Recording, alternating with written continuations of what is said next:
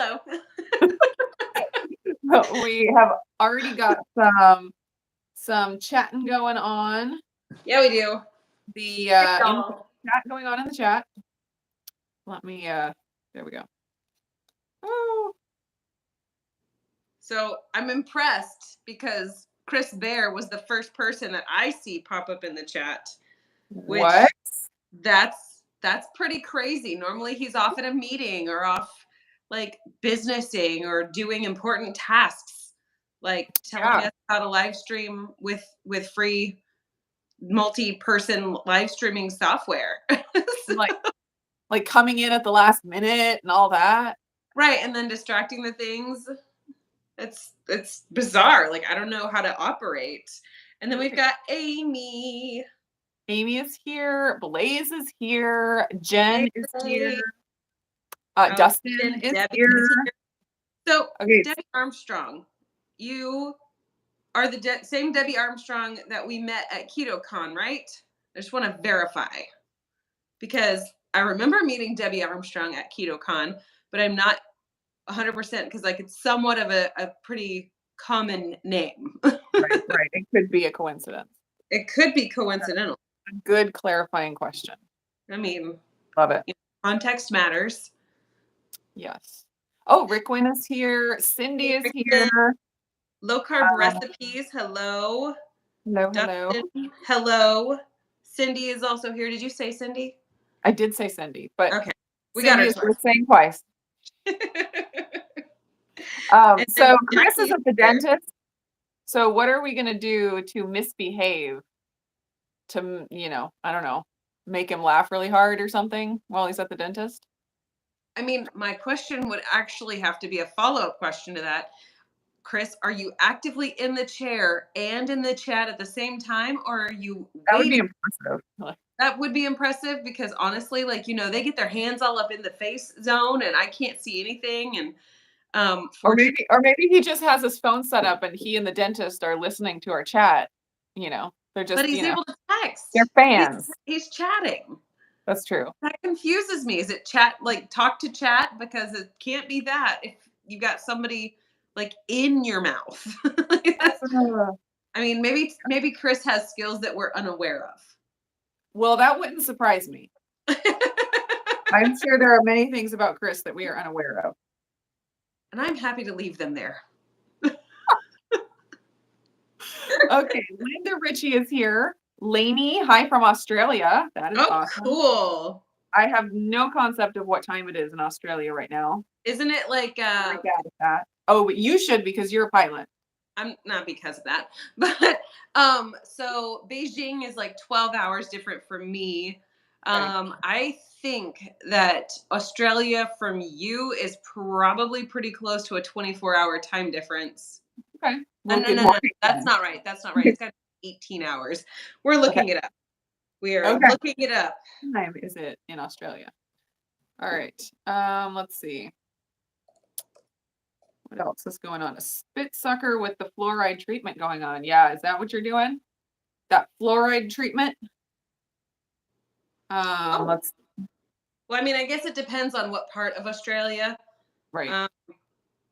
It looks like about between 12 and 18 hours, probably. Oh, so it's from me or from you? Yes. 1 a.m. 1:03 a.m. Okay. Well, you should go to bed. So she's a 12-hour difference from us. So one of the families that we love to watch on YouTube that are a sailing video, like a sailing family, during the COVIDs, they were stuck in Australia, or at least they were stuck like on their boat in Australia. And I tell you what, some of the places they went, I was just like, why do we not live on a boat? I want to live on a boat to go explore all these wicked cool places. It just seems so cool. That low carb cruise is coming up soon, right? Yeah, it's like Sunday. Okay. I think is when they leave. Totally jealous. I hope there's lots of vlogs from it. Yeah, for sure. And also, like, obviously next year, cruise is not likely to be as well attended, given the fact that it's Hack Your Health on that same weekend. Oh, it's on the same weekend. Oh, Same. interesting. Interesting. Yeah. Well, there's just so many keto events now. I know. I don't think they gotta, coordinate to get them all not at the same time. I agree. I've been pestering my husband over and over again. So, what is your schedule like for October? Because Keto Palooza is something that I think that we could, like that's drivable for us. Maybe we could do that. And he's like, I have no clue. I have no clue. And I'm like, right. But what does it look like? Let's just figure it out anyway. Yeah, I mean, like, let's just spitball ideas. We just have to ballpark it. It's fine. Yeah. It's fine. So I would love to be able to do that. it's I so can't far I for can't you. think that far ahead. And yeah, it would be a lot because like the keto cons was, I had family there, I had a place to stay, I had my dad's car to drive, like so the expense of doing the keto palooza would be exponentially more. Yes. So yeah. And then getting away from the farm and the kids for another time in the year is a lot. So Yeah. Well, I mean, in October, it's in my fantasy dreamland, but I don't know that it will become reality. right? Yeah. It's one of those things where it's like, if it's Yeah. if it's gonna be more expensive, that really puts a damper on things. Yeah. And if I could drive to it, that would make a big difference. Like Yeah. Yeah. but there really are not a lot of keto conferences I can drive to. No, but you could go in and be the person who does appreciate meat-based and animal-based ways of eating and just encourage those that are on the vegan diet to be more gracious and accepting of others. I could be that person who like takes dead squirrels and like eats them in front of vegans at the conferences. Did you ever see that go No. around? Yeah. Yeah. I forget even who it was, but it was a thing. I think he probably got kicked off of YouTube because of, he should have been kicked off of YouTube. Because of reasons. For good reasons, really. I don't support the vegan ways. I do like the meat eating, but I do not support eating dead squirrels in front of people to make them angry. Listen. Maybe I'm wrong here. Maybe I'm alone on this one, but You're not. You're not. I eat a diet that is based off of someone else eating a vegan diet, so I think you mean the cow. that's right. That's someone else. That is the someone else. Yeah, and then there is the the reality that if every single person on the planet went meat based overnight, it might not work. There might not be enough. So let's look at the vegans and say thank you so much for taking one for the team because I'm really happy to eat meat. Yeah, we appreciate you, but also I kind of feel like stop eating the food my food eats. Yeah, that's true. Although there's plenty of that to go around. It could, yeah. I mean, we could argue this from any point of view. Yeah. So like looking at our property right now, like with the spring, since this is the first spring that we've had goats, we have a little bit different of a perspective because we look around our property right now and we're like, we could feed 100 goats right now on the stuff that is just growing out here. I mean, maybe not literally 100, but like a lot of goats. Yeah. And like it just grows. Like we didn't buy it. I mean, besides buying the land, we didn't have to buy food. Yeah. And obviously, winter you have to supplement and stuff, but it's just like there's so much food for these animals right now. And I feel like there's a lot of land out there that is not it's not good for agriculture for whatever reasons, but animals could graze on it.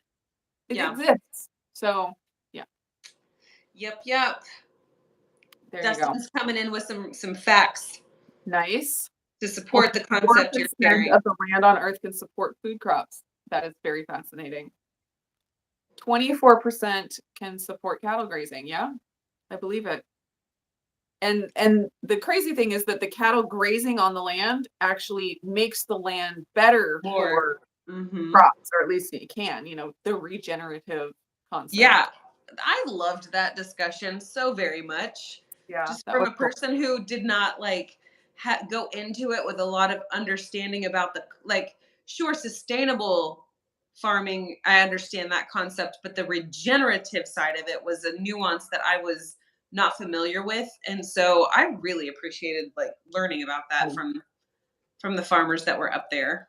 Yeah, it was very cool. I was thinking about how different certain perspectives are, though, like even within the different people speaking at KetoCon, Yeah, because the regenerative farm panel, they were very strongly saying that grass-fed, grass-finished beef is a completely different product from the grocery store beef or the feedlot beef. And I know a lot of people at that conference, even speakers, that don't agree with that. yeah, And like, I listened to Rob Wolf and Diana Rogers. They okay, did the Sacred Cow book, okay, and they did a documentary too, also called Sacred Cow, I believe.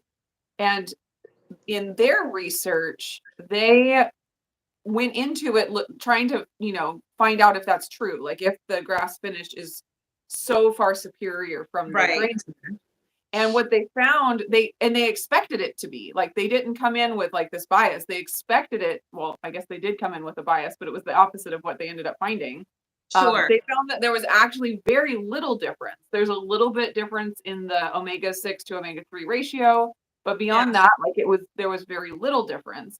They Mhm. found that pasture-raised chicken, on the other hand, is far superior than Mm, conventional chicken, and pasture-raised eggs far superior than yeah. conventional eggs. Also pork, I believe.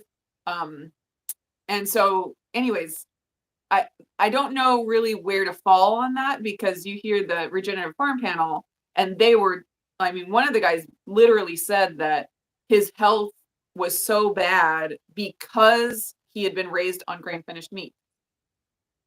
And I was Yeah, like, ooh, I don't know about that. I was like, what else that were you eating along with that grain finished meat? Because it sounded like he was just on a standard American diet with right. grain finished meat. And then he was having, I don't remember what it was, like heart problems and Yeah, stroke or something. I can't remember. he had some kind of heart issues that they had to work through. Yeah. And the thing I liked the best about the regenerative farming practice was the fact that you weren't just like only taking everything the soil had and then leaving dust bowls behind.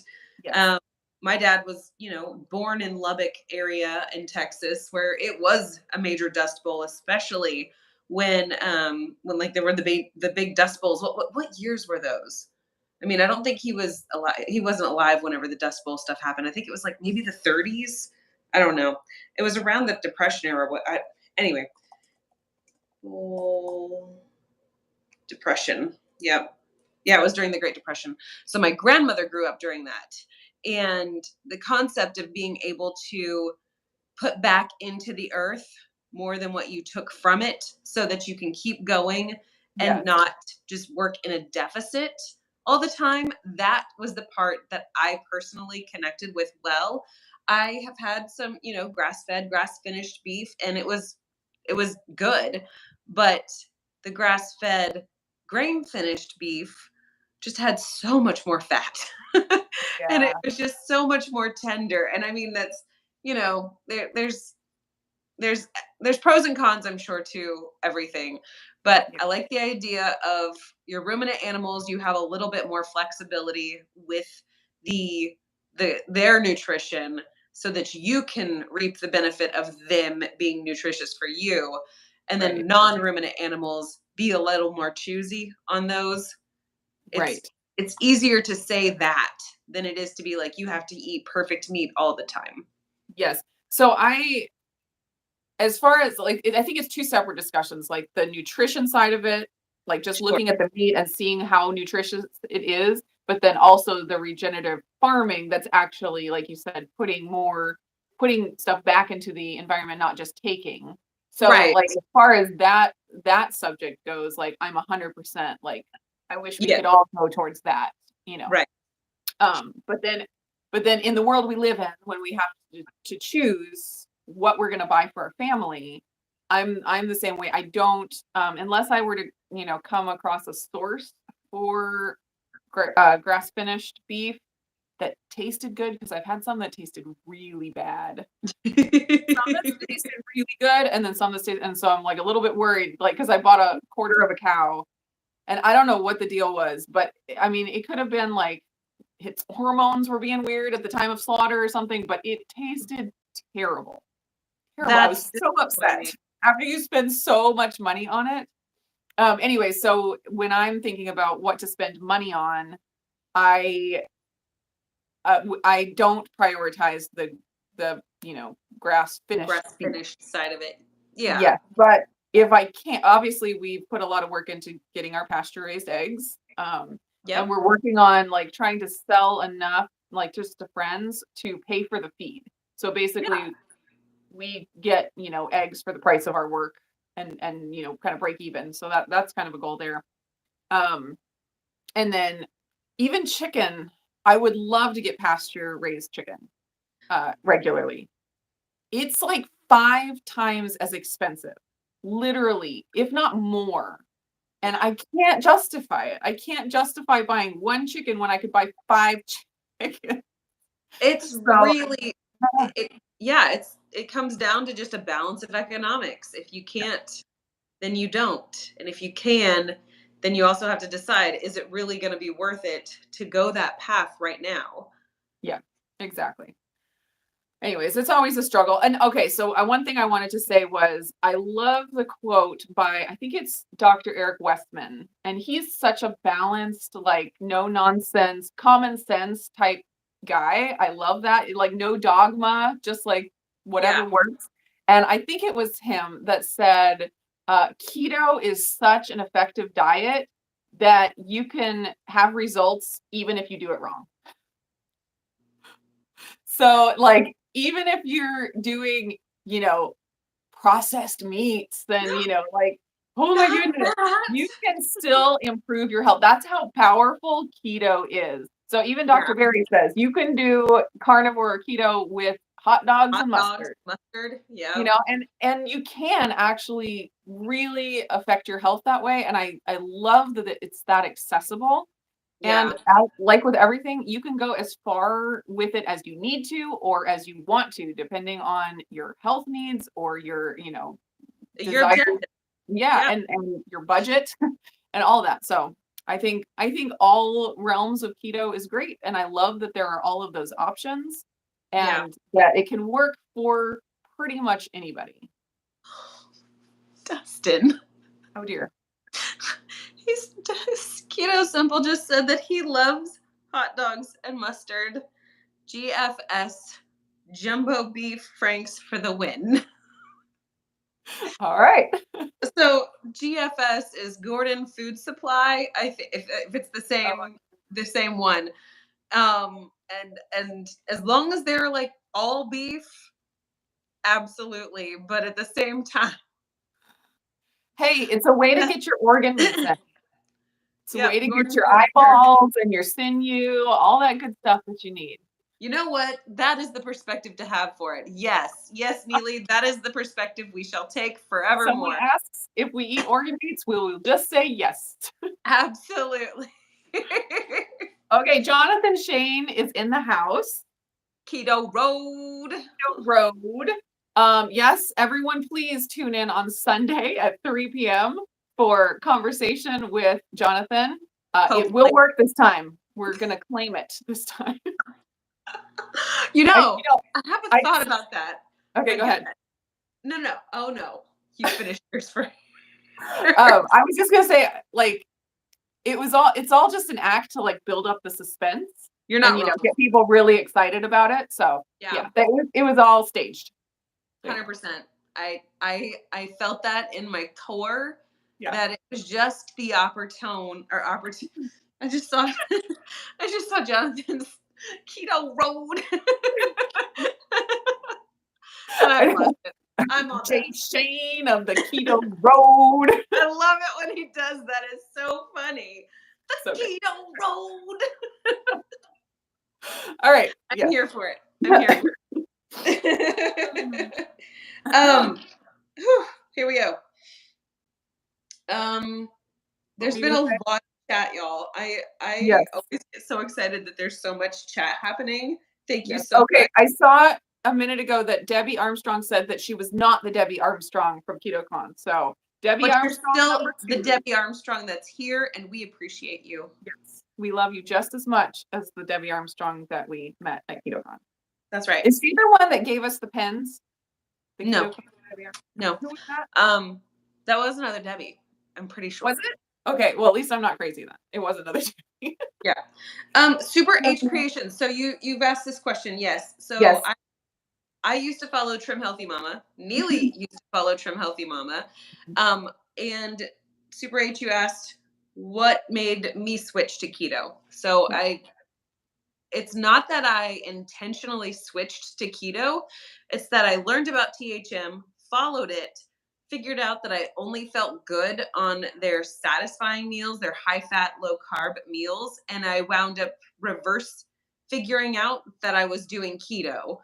And anytime I would have one of their carb heavy meals, I would feel like garbage. And so once I figured out that I was basically just following a keto diet under the pseudonym of THM, I was like, oh, if that's what I'm doing, I'm going to call it by the moniker that it is. And so thus I became keto.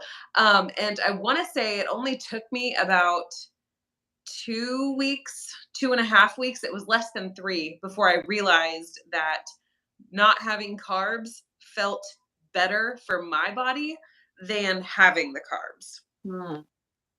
Yeah. So for me, I also did THM, and I kind of, it's a funny way that I got to THM. I actually had done keto, like the super high fat, low protein keto, nutritional ketosis back in the day, and it totally screwed me up. And I didn't know then that I just needed to add protein. I thought that I needed to add carbs because if keto doesn't work for you, that means you add carbs. So the way that I added carbs was going to the THM plan. And actually it worked out great because like my body was so messed up, and going on THM really regulated it. And it was a way for me to add carbs back to my diet without blowing nuts. up and going crazy. Yeah. So it worked great for that. So anyone who has been very low carb and wants to add carbs in, I think it's a really great approach if that's the direction you want to go. I found that when I did THM, I can't say like only bad things about it. Like there were a lot of good things about it, and I learned a lot through it. But ultimately, I found that the low fat, high carb meal, same as Lindsay, did not satisfy me. And and they did not energize me as well. I would eat the higher carb, low fat meals, and I'd just be ravenously hungry. And you eat like every 3 hours on the diet. So I'd be like counting the minutes to get to the 3 hour mark. And it just didn't seem sustainable.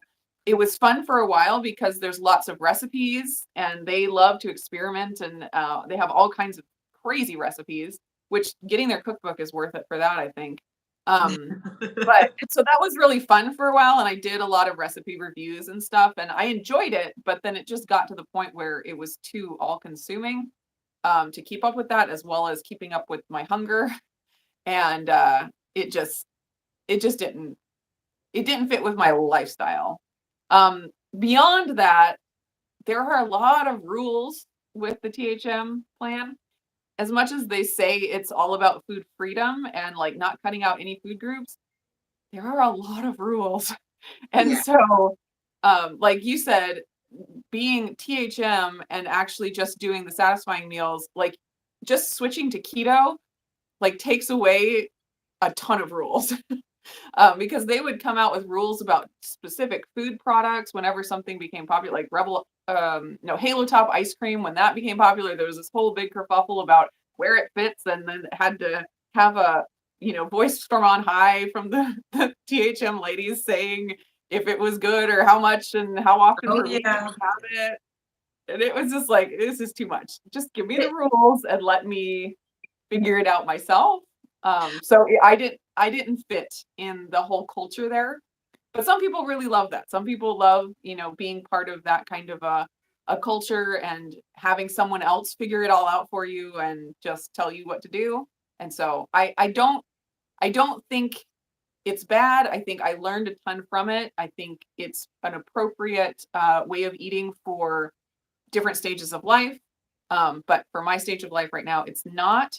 Although I am, like I've been talking about fat cycling in my Wellness Wednesdays and stuff, and doing the lean days and then regular days.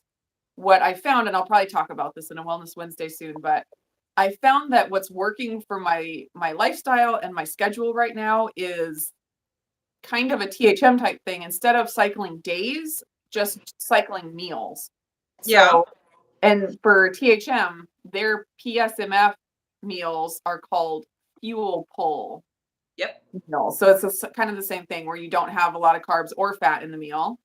And so I'm kind of doing that where I'm doing the keto meals sometimes and sometimes doing the PSMF or fuel pull meals. So I'm still incorporating, things from THM or, Sure. but I would not say that I am on the THM diet for sure. Well, and I think that each of our experiences is more or less a testament to that you have to find something, decide whether you want to try it, really give it a solid try, and then discern, is this actually helping me? Like the assessment process has to happen. Otherwise, you're just going to go down the cycle of creating more and more problems for yourself. Like you said, doing the nutritional ketosis thing sent you in a downward spiral. Yes. And if you would have stuck to that, where would you be now? You would probably be like way worse off than you are now if you hadn't assessed where you were and Yeah. and Nisha always talks about n equals 1 and figuring out what works for you. Yes. I also think that THM has a lot of good things to offer you, and it allows you to consider, if I'm going to have this type of food, what kind of things do I need to use as criteria to gauge, is this a good or not good choice for my specific body? So like me having rice, having quinoa, having oatmeal, it's a no-go. But like very rarely having like sweet potatoes, I'm not going to die. So, but it's Yeah. also way better than me saying, should I go ahead and get a donut or not? Like, I know for me, getting a donut is always going to be a no. Right. It's, you Yes. know what I mean? So I think that there is a lot of value added to the health and wellness space because they have compiled information from so many different sources and created Yeah. their own like protocol of all of that information. And really, I think that's what it winds up being, is it's a diet, it's a protocol based on tons of information from multiple sources, and they just kind of coagulated it, or collated it, not coagulated. They collated it so that it became something that they could then help others with. So I think Right. that their heart for it is in the right place. I Yeah. don't think that it's right for everybody, and you won't know that unless you decide you want to try it and figure out whether it's right for you. Yeah. But like I've always said with every single diet I've done, whether it was Weston A. Price or paleo or, different Oh, versions good of old keto, Weston Price. I've learned something from every single one. Like Yeah, I don't look back on any of those and think, well, that was a waste. I wish I hadn't done it. I mean, I can look back and say, I wish I'd eaten more protein, but sure. like I've learned something through every single diet I've done, and that's what has brought me to where I am. So Yeah, it's like I don't regret doing the THM. If I had known about the protein thing, maybe I never would have even done it. But I learned a lot doing it. Even right. just, their recipe techniques and stuff like that. Like Yeah, that's great. So anyways, yeah. it's all And good. they do have a high emphasis on protein, so I think that they are preaching that tenet of health in a good way. So they do have some good, and you can never just blindly say that one way of eating is the way. Right. That's you get yourself in trouble. Right. Yeah, I agree. Chris Cooking Nashville is here. Hello, sir. Peggy is here. So Peggy, I don't know if you saw, but I shouted you out on my my pad thai video because I was using my cookbook and I had your little bookmark that you gave me in there, and I keep that in there all the time, and I love it. It makes me smile every time I see it. It's so cute. Aww. And so, anyways, I hope you saw that, but if you didn't, check it out. Let's see. And thank you for the thumbs up. Yeah, every 3 hours. Yeah, clearly they didn't take busy mamas into account. That's funny because the name of the diet is Trim Healthy Mama. Yeah. And I think there are stages in mama's lives where eating every 3 hours is appropriate, especially like nursing and pregnancy. And I don't think necessarily that's bad, but being tied to it because of the, the lean meals, and the high carb meals, it didn't work out for me. Yeah, I know that I left my kitchen for the first 2 weeks that I did THM in 2016. I mean, it was the beginning of 2016, and I did not leave my kitchen. Fortunately, the girls were still, there were only 2 of them, and they were still young enough to where we weren't like having to do intensive lesson work, or we didn't have tons of extracurriculars or anything like that. It was a very low key season of life. So I had the time to take on a hobby that was all encompassing. So it was a lot of time. Yeah. Which is fun for a little while. Yeah. I really enjoyed it. Yeah. Alan is here. He said he's been following the Maria Emmerich macros of higher protein, moderate fat, and so far it's been good.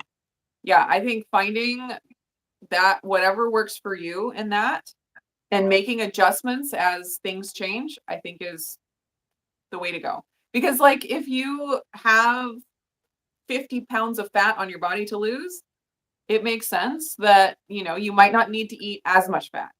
Yeah. As, if you are super lean, like my husband's doing a little closer to keto, and I'm like trying to be like, eat enough, like eat the fat. And because it's really easy for him to just not eat enough. And I'm like, that's going to cause problems. But that's because he has no fat on his body to fall back. So you have to find what works for you. And there are even some people that do have fat on their body and they find that they feel better eating the super high fat. So even that is not the only gauge to take into account. Yeah. And you got to find what works for you. Yep. So. And that's not an answer that anybody wants to hear, because I certainly don't want to hear that. But also if I get told like you have to do this, this, and this, I'm going to be like, yeah, but no. I'm going to rebel. Sorry. Yeah. But, okay, so who here watched the reversed premiere last night? Did you see that on Dr. Barry's channel? I did not watch it. No. He premiered the first 4 episodes like back to back. And for a lot of people, it like went till midnight. And I was like, man, I'm so glad I'm on the West Coast because it finished at like 8:30 p.m. or something. Nice. Anyways, there's some back and forth about the higher fat versus higher protein, which is fascinating. So recommend checking that out. It was fun to watch. It was I couldn't figure out if it was a documentary or a reality show. Sure. It was kind of a something in between both of those. It was fun to watch though. Yeah. Yeah. A docuseries almost. Yes. I believe they called it. So definitely go check that out. The first 4 episodes are up on Dr. Barry's channel. And I think he said that the 5th episode is coming in a few days. And I don't know how many episodes there are altogether. It's funny, like I thought like episode 3 was the last one because it kept feeling like it was ending. And then I was like, oh, there's another one. So anyways, I'm not sure how many episodes there are altogether, but sure. There's at least the first 4 out now. Awesome. Well, I will add those to my watch Yeah, list. yeah, they were fun. Yeah, so Maria Emmerich is on there, and and also Bronson Dance was on Yeah, there, and Coach they're both a Bronson. little bit more of the higher protein and moderate the fat if you need to, and then there's a lot of other ones that are like just go all with high fat all the time, and so there was some back and forth about that, which was interesting to Yeah. watch. Let's see. Okay, Blaze says there's going to be 5 episodes, so we're waiting for the last Okay. one to come out. I think the last one is like they go talk to the people at home and see how they're doing after a while Okay. because they all came to the Costa Rica house to learn about how to change their life from all these experts, and Uh-huh. then they went home, and I think it's like checking Trying in to with them execute after it. about months or something. So I gotcha. that's coming. Let's see. Yeah, Blaze says that she'll rewatch it. I probably should too because I get interrupted all the time, so I'm sure I missed some stuff. Um, okay, Chris says that he watched all 4 episodes between yesterday and today. Yep. Um, Super cool info and some good explanation of how you have to find what works best. Absolutely, that's like the theme. Crazy, huh? Right? Right? Um, It's amazing that we're not all just like clones of one another who can just follow the exact same protocol or procedures and wind up with the exact same results. It's I mean, if you crazy. just look at society, that's what you would expect, right? Oh, yeah, that we're all clones. Perfect. Yeah, Yeah. I mean, absolutely. That's where we oh, are. goodness sakes. All right. Whew. Yeah, Dustin says the THM sounds way too complicated. It There, is. there are a lot It, of complicated things about it. Yeah, which is funny because like the whole shtick is we don't cut out anything, and it's so like food freedom is their tagline. Food freedom. I don't know about that. I do One know about person's that. definition of freedom is not the same as another person's definition of freedom. It's a great way to really, really tax your brain. Like if you're looking for an active challenge, it's for sure gonna give you that. Oh Like if you're a little bored with what you got going on, learning what they're doing, it's gonna require some brain power. And I think that might be where half the calories are burned. you know what? There you go. That's probably it. You found the secret. I did. I figured it out. Oh goodness. All right. Flat River Keto is here. First time catching alive. Well, we're glad you're here. Yes, we are. Yes, we are. I am All like, excuse me, I am wearing down a little bit. I'm sitting down for too many minutes. right. Where's your bouncy ball? It is in the basement. So, side story, Make everyone seasick. we have family coming in just a few hours. And so I've been busily directing traffic on here. We need to clean this thing. We need to do this thing. We need to, switch the laundry. Let's keep moving. Let's keep moving. And I actually have to finish doing the windows here in the glass fishbowl, um, which leads me to a question that I had when I was cleaning the first couple of windows in the fishbowl here. When people are coming to your house, what is the level of cleanliness that you expect for your own home? For me, it depends on who it is that's coming and how much I want to impress them. No. or how well I know them. Like some people could just come in and be like, like Whatever. my sister comes in, I'm like, all right, you're gonna see a naked child running around. Like that's normal. But also, here's a rag. Can you clean something? Yeah, exactly. You're here finally. Help me out. Right. Yeah. But if it's, Well, someone that I don't know as well, or I don't know. I, yeah. So this family, we're real comfortable with them. It's nothing fancy. Jared, he tends to have the like let's have the house perfectly picked up at all times kind of a mentality. And that's and I try to support him mm, in that. I also try to realize like if as soon as I mop the floor, he's going to walk through with shoes on, and then he's going to leave his shoe prints all over the place, and then he's going to say like, I thought you mopped. And it's one of those things like he has like his mental expectation of where things need to be, but he has no reality of like, oh, if you wear shoes across the clean floor, you're going to attract new dirt across the floor. And it's, like he's got 11,000 other things going on in his mind at the same time. So it's not where his brain is really focused. Right. Whereas I'm a little bit more like, I think it makes better sense to make sure that like stuff is generally picked up, but everybody's going to be tracking everything in. And as long as the kitchen area is clean and the bathrooms are clean, everything else is just going to be fine. It's all going to work out. And then I'll clean when everybody leaves.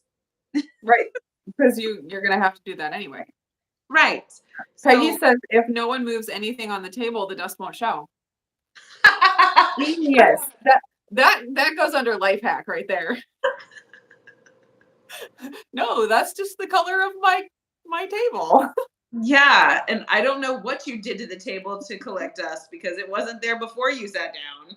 Yeah, exactly. Thanks a lot. Let's see. Chris said parents are coming tomorrow and the house will be well cleaned because of his wife. Beautiful. Sure. And he's prepping to cook them experiments. I love that. Yeah, there are certain people where that's what I do. Other people, not so much. You have to know the person. Know your audience, for sure. Yeah. For sure. Let's see. Kitchen and bathroom sparkling. The rest of the house decluttered and no dust bunnies. Yeah, I think that's about where I am with just people that are not family or that I don't know as well. Sure. That's probably my level. Yeah. Yeah, I mean, and we do keep a fairly tidy house around here. Yeah. It's not, like not company show ready always because we do have we have stuff that gets left around. If you just wouldn't live there, it could stay clean. Oh my goodness. I had that conversation with the 12-year-old. I said, it's weird. I vacuum someplace in the kitchen and then all of a sudden everybody finds a reason to need to eat food right then, even though it's not like a typical time they would eat food. And it's just weird. It's so weird. It's like the vacuum it's like a dinner bell to them. Like, oh, noise. We must come to the table and eat food, but not just any food. Like, let's make sure it's real crumbly, real crumbly and perhaps sticky. If we can do sticky and crumbly, we're really winning it. Yeah. Oh, absolutely. If you clean it, they will come. That's right. All right. Cindy says there are always decluttered. That's beautiful. One day when there are no kids in the house, you'll see I dream of being that way. But we try. We found we lived in a very small house before with a lot of children. Yeah. And it's like you learn that you just have to declutter. You have to make choices. It's like you just have to do it to survive. Yeah. So anyways, I feel like we had to teach ourselves that. So we do pretty good, but kid stuff just piles up. Like just more stuff coming in. Like they're always like receiving special treasures from events and that they find in the sand at the park. There's always stuff. Yeah. Yeah. I have a very specific policy where whatever you bring in, that means that you have to manage it and you have to let go of things because once it exceeds this space, it is no longer just your special stuff. It is now like impeding on everybody else. Yes. And I always say special to everybody else. Right. And so they'll bring something like, can I keep this? And I'll say, you can keep it. If I find it on the ground junked, I'm throwing it away. That's just the rule. And I throw away a lot. I'm way meaner than that. I'm like, okay, if I find it, you're throwing it away. Yeah. That's a good point. You can do it. I mean, it's a hard life in the Murphy house. Uh-oh. Dustin says he just gained a kid back. That's Bless. gotta be a hard adjustment. Broke up with a girlfriend and moved back yesterday. Oh no, with his very untrained dog. Oh, that's even worse. I don't know that at years old you could still call it a puppy. Yeah, no, that's a dog. That's a dog. That's an untrained dog. Yeah. Oh, I would not be thrilled about that either. Draw Yeah. some signs. That's funny. Yeah. Yeah, man, puppies are cute, but man, they can go bad so fast if you do not train them well. Whew. Yep. It's And the same I about will it. not stand for it. Yeah. If you're gonna Buy be a part tent and of put him in the the backyard, Alan says. Yep. I like how Alan Tough said he's love. not allowed to wear shoes in the house. Yeah. I love that. Yeah. That's great. It's funny because like me and the girls, we have our attached garage, and so when we come in the house from being out in the world, we will take our shoes off in the laundry space where we've got a little shoe thing. And I don't know that Jared actually like loves having the shoes in that space, but it's just so efficient to Mm, like put your shoes on as you leave. yes. Whereas he will wear his shoes all the way through the house, all the way through our room, all the way into the closet, and then he'll just leave them on for a while. And I'm like, you're bringing all of that dirt into my house. Oh my. Thank you. Thank you. Yeah, we try to do the no shoes in the house, but we're not like super Straight. crazy about it. Yeah. The Yeah, boots, I mean, on the other hand, the children are not to walk through the house with boots, which they would just walk through the entire house with muddy boots if I did not, draw a line.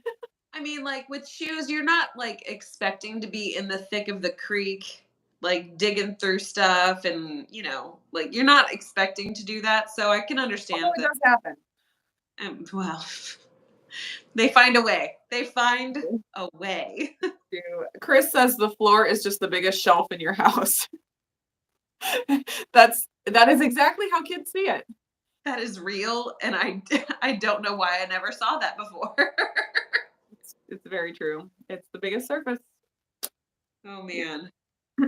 Well, All right. just so you know, I probably should get going here shortly so that I Okay. can get on with cleaning the fish bowl. Yes. Yes, you better get it company ready. I mean, well, and really Very it's more or important. less like we had people over and I don't know whose kid licked the glass windows, but I don't want to encourage that from other children. So I figured, They like see the smears. They're like, oh, that's a great idea. oh, this is it's a little smudgy. Let me lick it. Blech. No, so I think it's actually the opposite. When kids see a clean window, they're like, this is too clean. We must like I when we go to the grocery store, they always want to look at the cakes in the cake display. And yes, and I'm like, stop touching it. Those poor people working there, they don't want to come out here and clean it every 5 seconds. Yeah, but it's like if it's clean, I have to touch it and put my face on it and lick it have and to make sure that it's clean. yeah, or make sure it's really there. Maybe there's no glass. So don't get it too clean. Well, fortunately, our girls like they don't have any desire to ever touch glass because they have to clean their own mirrors in their bathroom. And so it's like they have an awareness to a certain degree. And when we moved to this house, everybody was old enough to understand that we're just not going to touch the glass because then we have to clean the glass.